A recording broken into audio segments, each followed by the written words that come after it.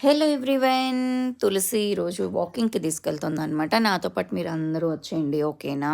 ఇంకా సబ్స్క్రైబ్ చేసుకోలేదు లేదా ఫస్ట్ టైమ్ చూస్తున్నాము అనుకునే వాళ్ళైతే సబ్స్క్రైబ్ చేసుకోవడం మర్చిపోవద్దు. సరేనా? ఇక్కడైతే మనం స్టార్ట్ అయిపోయాము. అందరూ చూసారా సైకిల్స్ మీద వెళ్ళిపోతున్నారు. ఇక్కడ ఎక్కువ సైకిల్స్ యూజ్ చేస్తారు. కార్లున్నా కూడా ఆఫీస్ దగ్గరే అయితే గనుక సైకిల్సే రోజువారీకి వాడతారనమాట. ఒక మంచి హ్యాబిట్. బామ్మలు, తాతగారులు కూడా సైకిల్ తొక్కుతూ ఉంటారు. ఇక్కడ చూసారా ఆ యెల్లో కలర్‌ది అంబులెన్స్ ఎళ్తోంది. ఎవరికేమైందో తెలీదు. అండ్ వర్షం అయితే పడి తగ్గింది మాకు. మబ్బులు ఎంత అందంగా ఉందో చల్లగా ఒక పక్క. కానీ వేడి వేడి పకోడీలేసుకునే మూడు, టైము 2 లేవు. వాకింగ్‌కెళ్ళే మూడ్ మాత్రం ఉంది. మేము వెళ్ళిపోయామనమాట.